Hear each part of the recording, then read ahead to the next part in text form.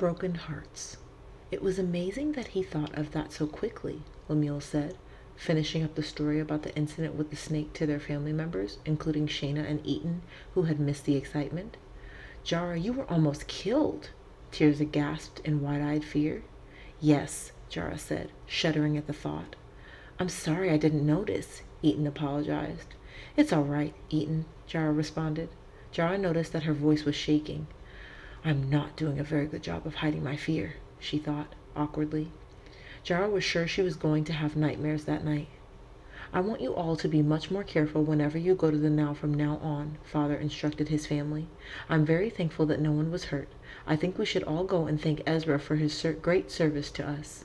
And let us also thank our Lord, he added. Mother rolled her eyes and turned her back on the little circle. Shayna stiffly rose from her stool and busied herself with some dishes. Father, Eaton, and Lemuel all thank Yahweh for saving Jara and Lemuel from the snake.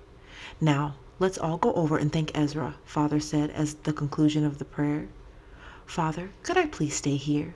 I just feel a little sick right now, and I already thanked Ezra for what he did, Jara told him. In truth, her stomach was not quite settled, but Jara also knew that it would be awkward to be around Ezra right now after his rescue of her. I think that's fine, if you've already thanked him. Yes, Father, I did, Jara replied. Good, Father answered approvingly. I'll stay with her, Father, and help get the little boys to bed, Lemuel offered. Very well, we'll be back in a few minutes, said Father as he and the older family members went next door.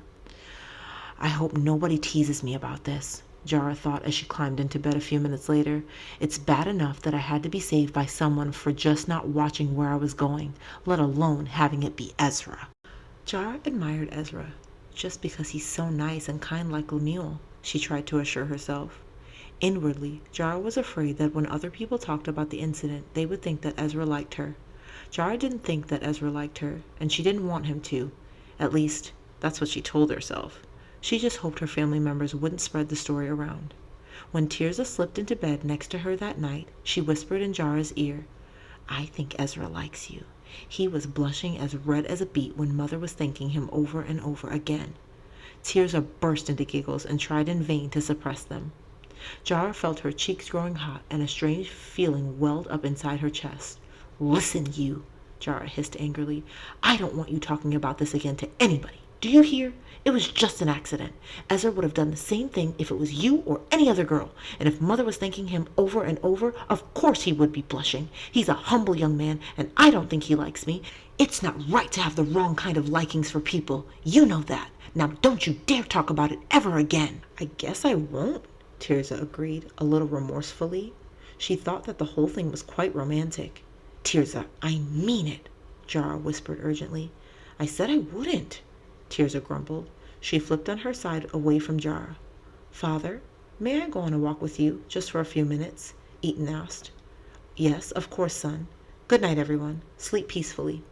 Father bid his family as he blew out the candle on the table. He and Eaton then went out into the night. Everything was dark and still, but Jara still had a hard time going to sleep. Even after her father came in, she was still tossing and turning. She couldn't get Ezra off her mind. What's wrong with me? She asked herself. I can usually go to sleep right away. I'm probably just too uptight about this. She turned over to her side again, trying to get more comfortable. Slowly, very slowly, Jara started to drift off. Vaguely, she heard voices outside her house. That sounds like Eaton, she thought. Then she fell asleep. I'll go inside and get her, Eaton, Jaden said. But mind you, I haven't had a chance to talk about any of this to her. She's only been home for a couple of hours, and we had to finish up chores. I haven't had any time alone with her, so this might be quite a shock to her. Please be understanding. Oh, yes, sir, I completely understand, Eaton said, almost stumbling over his words. He was practically shaking with excitement and apprehension. He couldn't tell if his face was pale or if he was blushing brilliantly. He felt tongue-tied and his palms were sweaty. Jaden nodded, and Eaton saw, with great relief, a look of approval in his hopefully new father-in-law's eyes. I'll be right back, Jaden said, disappearing inside. Eaton rubbed his palms together and then quickly smoothed his hair. His palms were sweaty again, and he rubbed his palms on his tunic. His mind was spinning with thoughts, and it was all he could do to remember the speech he had determined he would give Ada. Then suddenly, Jaden was outside with Ada at his side. Though Ada was dressed in a plain brown cotton dress for work, Eaton thought she couldn't be more lovely with that serious yet pleasant look on her face, her hair tied back behind her head, and the moonlight caressing her beautiful features. Eaton forced himself to keep his mouth shut, knowing that Jaden must do the talking first. Ada, I want you to know that Eaton approached me and asked for your hand in marriage. Ada's jaw dropped, and she slowly turned to face Eaton, shock and bewilderment in her eyes. I gave him my full consent, and there's something he would like to say to you. Jaden said this with a slight tremble of emotion in his voice.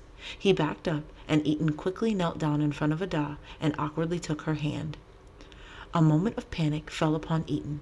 He couldn't remember what to say. He looked up into Ada's face and saw on her face an expression he hadn't ever wished to see. It was of horror and fear. Tears were in her eyes, and she looked too shocked to even speak. Eaton found his breath and forced out, Ada, I love you. I've prayed long and hard about this, and I believe that Yahweh laid your name upon my heart. Oh, please, Eaton, stop, Ada gasped out. Tears were coursing down her face now.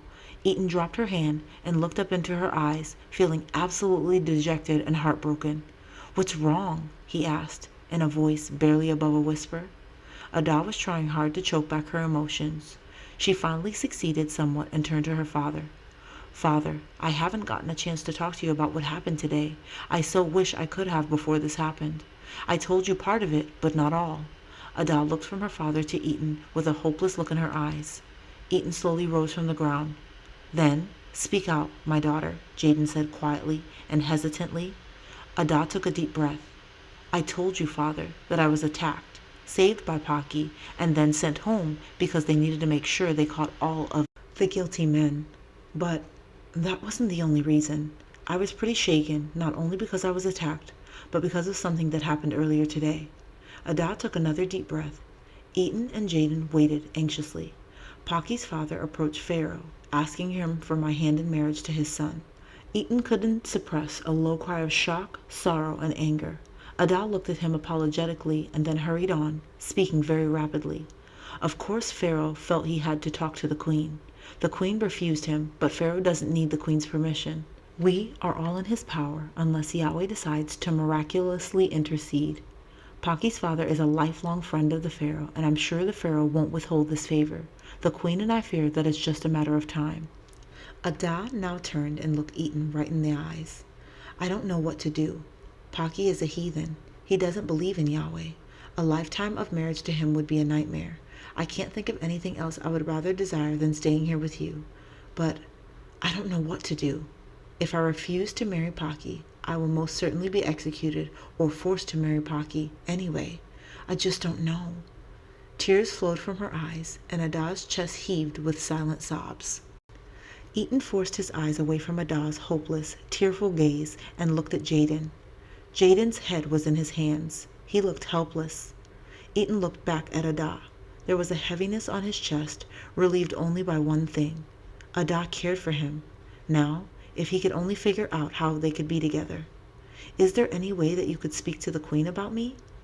In a few seconds, that felt like hours to Eaton, Ada composed herself enough to say, I can talk to her, but Pharaoh's word is law. The queen has very little power of persuasion, even if she, by some remote chance, does find favor with my request. But I don't really think the queen would want me to marry anyone outside of the palace. She wants me always by her side, and if I got married to you and started a family, I could no longer serve her. I don't know what she would say. I'm afraid she would get very angry. Can I get a position in the palace, as a guard or servant, or... Ada shook her head and brushed away a tear. You know the amount of security. A young girl like me isn't a threat to anyone. A strong young man like you is. That's why they don't allow Hebrew males to work in the palace. I really don't see any way. Eaton turned away from Ada and ran his hands through his hair. Tears threatened to spill over from his eyes, but he forced them back. Eaton, I'm so sorry, Ada exclaimed, sympathy evident even through her emotion. I will talk to the queen about you, I promise. I don't love this other man, even though he's very kind and saved me from certain death. He's the nicest Egyptian I've ever met, and perhaps his heart is soft towards Yahweh, but I would never, ever choose a life with him of my own free will. Ada paused, a long, painful pause. Then she ventured quietly, "Would you want me to refuse the queen?" "I will, if you think it best." Eaton paced back and forth, thoughts roaring in his ears. He stopped and stared at the stars, trying to think clearly. Ada and Jaden were absolutely silent. Time seemed to move forward at a slow crawl. Eaton slowly inhaled and exhaled. He knew the answer. He didn't want it to be the answer, but he knew it had to be the answer. Having Ada refuse the queen and the pharaoh would mean certain death or forced marriage, two things that Eaton couldn't save her from. Eaton knew what he had to do. He slowly turned around and said, his voice almost breaking, "No, don't refuse. I've heard how cruel this queen can be towards servants who contradict her will, and I don't want you to be put into danger from something I can't save you from. If this other man is as good as you say, it would be better if you married him. Perhaps that's the way Yahweh will protect you even though I can't." "Oh, Eaton, I'm so sorry. I never meant for any of this to happen." "Good night, Ada." Eaton's voice was hoarse and choked with despair. He looked into her dark, pain-filled eyes for one moment, and then turned and disappeared in the shadows. As soon as he knew he could no longer be seen by Ada, he ran through the village and out onto the hill, where he buried his head in his hands and sat as still as a stone until morning light. As soon as Eaton disappeared, Ada promptly burst into tears and ran into the house, leaving Jaden alone in the dark, staring up into the heavens and blinking back tears. "Yahweh, why? Why did you allow this to happen?" Jaden whispered. He sighed mournfully. "Perhaps we'll never be free. But Ada and Eaton, they both love you. Why must they suffer and have their hearts broken?"